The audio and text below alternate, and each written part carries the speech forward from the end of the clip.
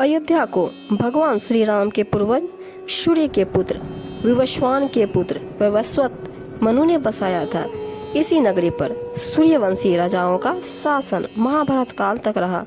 इसी अयोध्या नगरी में सूर्यवंश में प्रकट हुए दशरथ पुत्र श्री राम का चरित्र उदात्त है। वह एक आदर्श मनुष्य के साकार रूप है। राम के समय की अयोध्या की शोभा एवं महत्ता की तुलना महर्षि वाल्मीकि ने इंद्रलोक से की है। भगवान श्री राम के जल समाधि लेने के पश्चात अयोध्या एक वीरान हो गई थी, लेकिन उनकी जन्मभूमि पर बना उनका महल वैसे का वैसा ही था। बाद में भगवान श्री राम के पुत्र कुश ने एक बार फिर से राजधानी अयोध्या का पुनर्निर्माण कराया।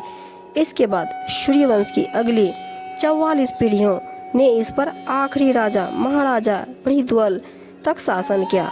महाभारत के युद्ध के पश्चात भी श्री राम जन्मभूमि का अस्तित्व बना रहा।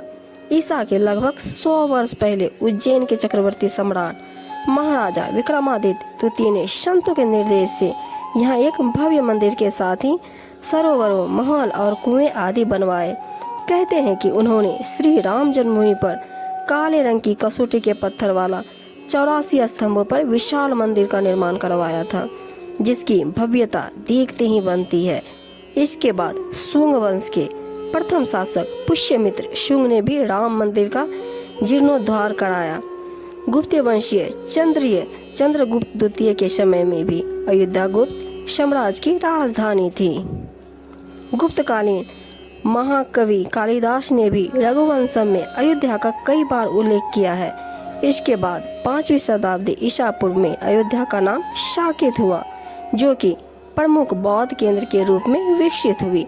शताब्दी में चीनी यात्री ह्वेनसांग के अनुसार यहाँ पर 20 बौद्ध मंदिर और 3000 के लगभग भिक्षुओं का वास था। 11वीं शताब्दी में कन्नौज के सम्राट जयचंद ने इस मंदिर पर सम्राट विक्रमादित्य के प्रशस्तित शिलालेख को उखड़वाकर अपना नाम लिखवा दिया। पानीपत के युद्ध के बाद भारत पर आक्रांताओं का आक्रमण बढ़ गया। आक्रमणकारियों ने काशी और मथुरा के साथ साथ अयोध्या में भी लूटपाट की, मूर्तियां तोड़ी, लेकिन 14वीं सदी तक अयोध्या में राम मंदिर को तोड़ने में वे सफल नहीं हो पाए। विभिन्न आक्रमणों के बाद भी सभी तूफानों को झेलते हुए श्री राम की जन्मभूमि पर बना भव्य मंदिर सिकंदर लोदी के शासनकाल के दौरान तक बचा रहा। 14वीं शताब्दी में हिंदुस्तान पर मुगलों का अधिकार हो गया। उसके बाद अंततः 1527-28 में बाबर के सेनापति मीर बाकी ने अयोध्या में श्री राम का जन्म स्थान पर स्थित प्राचीन और भव्य मंदिर को तोड़कर एक मस्जिद बनवाई, जो कि 1992 तक वहां पर थी। हालांकि कहा जाता है कि अकबर और जहांगीर के शासनकाल में हिंदुओं को यह भूमि एक चबूतरे के रूप में पूजा करने के लिए सौंप दी गई थी। उस काल में भारत आने वाले विदेशी यात्री विलियम फिंच और विलियम हॉकिंस ने अपने यात्रा वृतांत में राम जन्मभूमि और अयोध्या के बारे में लिखा है, लेकिन औरंगजेब ने यहाँ मस्जिद का निर्माण करा। उसका नाम बाबरी मस्जिद रख दिया। पहली बार 1822 में फैजाबाद अदालत के एक अधिकारी ने यह दावा किया कि मस्जिद एक मंदिर की जगह थी।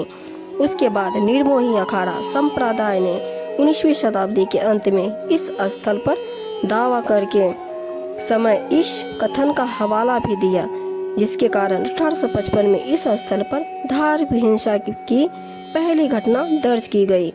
1859 में ब्रिटिश प्रशासन ने विवादों से बचने के लिए मस्जिद की बाहरी प्रांगण को अलग करने के लिए एक रेलिंग बनवा दी। 1949 तक यह स्थिति यथावत बनी रही। 1934 से 1949 के दौरान बाबरी मस्जिद वाली इमारत की चाबी मुस्लिम पक्ष के पास रहती थी, जो कि पुलिस में पहरे में जुम्मे की नमाज के लिए ही खुलती थी। इस दौरान बैरागी शादियों द्वारा शोर मचाए जाने से नमाज में खलल भी पड़ता था और तनाव भी बढ़ता था। विवादित स्थल पर आखिरी नमाज 16 दिसंबर 1949 को भी थी। कहा जाता है कि हिंदू महासभा के कार्यकर्ताओं द्वारा कथित गुप्त रूप से रामलला की मूर्ति को मस्जिद के अंदर रखा गया। इससे वहां हंगामा मच गया और दोनों पक्षों ने उस जमीन पर अपना अपना दावा करते हुए दीवानी मुकदमा दायर कर दिया। मस्जिद में मूर्तियों की स्थापना को देखते हुए इस स्थल को विवादित घोषित कर दिया गया तथा प्रशासन ने नमाज पढ़ना बंद करवा दिया। 1980 में विश्व हिंदू परिषद ने मंदिर निर्माण का अभियान शुरू किया। 1986 में एक जिला न्यायाधीश ने विवादित ढांचे के द्वार फिर से खोलने और हिंदुओं को वहां पूजा करने की अनुमति प्रदान करने का फैसला सुनाया। इसका समर्थन भारतीय राष्ट्रीय कांग्रेस के तत्कालीन प्रधानमंत्री राजीव गांधी ने भी किया। सितंबर 1990 में भारतीय जनता पार्टी के शीर्ष नेता लाल कृष्ण आडवाणी ने एक रथ यात्रा शुरू किया जो कि सोमनाथ से अयोध्या तक की थी, जिसके द्वारा वे प्रस्तावित मंदिर के लिए समर्थन उत्पन्न करना चाह रहे थे। आडवाणी को अयोध्या पहुंचने से पहले ही बिहार की लालू प्रसाद यादव सरकार ने गिरफ्तार कर लिया। इसके बावजूद कार सेवकों का एक बड़ा हिस्सा अयोध्या पहुंच गया।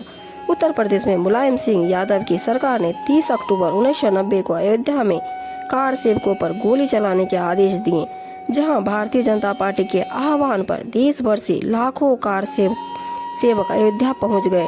6 दिसंबर 1992 को विश्व हिंदू परिषद, भारतीय जनता पार्टी और उसके सहयोगी संगठनों ने विवादित स्थान से 200 मीटर की दूरी पर एक रैली का आयोजन किया, जिसमें लगभग 1.5 लाख करीब लोग शामिल हुए।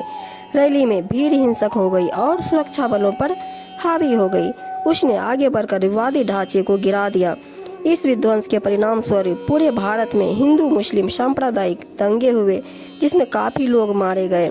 6 दिसंबर को ही तत्कालीन प्रधानमंत्री बीपी नरसिम्हा राव नीत केंद्र सरकार ने उत्तर प्रदेश की कल्याण सिंह सरकार को बर्खास्त कर दिया। 16 दिसंबर 1992 को केंद्रीय गृह मंत्रालय ने इस विध्वंस की जांच के लिए सेवानिवृत्ति न्यायाधीश की अध्यक्षता में एक आयोजन का गठन किया। 16 वर्षों में 399 बैठकों के बाद आयोग ने 30 जून 2009 को तत्कालीन प्रधानमंत्री मनमोहन सिंह को अपनी 1029 पेज की रिपोर्ट सौंपी।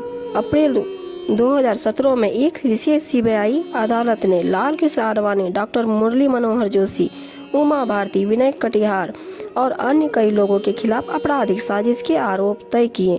30 दिसंबर 2020 को सभी 33 आरोपियों को अनिर्णायक सबूतों के कारण बरी कर दिया गया। भारतीय पुरातत्व संरक्षण ने भी मस्जिद जिस जमीन पर है वहां पहले एक गैर इस्लामिक संरचना होने की पुष्टि की थी। 9 नवंबर 2019 को उच्चतम न्यायालय ने अपने ऐतिहासिक फैसले में कहा कि 277 एकड़ की विवादित जमीन रामलला की जन्मभूमि है, जिसे राम जन्मभूमि ट्रस्ट को सौंपा जाए।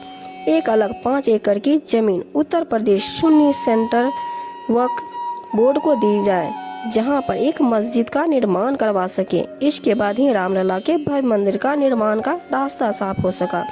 रामलला 22 जनवरी 2024 में अपने दिव्य भव्य मंदिर में विराजमान हो जाएंगे।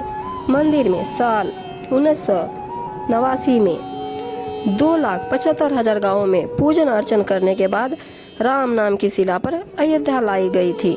वे शिलाएं मंदिर में लगाई गई हैं। वर्षों तक इस देश के अन्यतम आराध्य श्री रामलला वर्षा धूप सर्दी में खुले आसमान के नीचे टेंट में विराजमान थे, जिन्हें बाद में मुख्यमंत्री योगी आदित्यनाथ ने अस्थायी मंदिर में विराजमान करवाया। भारतीय संस्कृति के पुराण पुरुष जन जन के प्रेरणा स्रोत श्री राम अब जब अपने भव्य मंदिर में विराजमान होंगे, इस मंदिर निर्माण आंदोलन में आहुतियां देने वाले उन सैकड़ों लोगों की आत्मा को शांति मिलेगी और वे लोग भी जिनके अथक प्रयासों से 550 वर्ष पुराना यह संकल्प साकार हो रहा है, अवश्य शांति और गौरव का अनुभव करेंगे। तो सभी भक्त प्रेमी प्रेम से बोलो राम राम जी।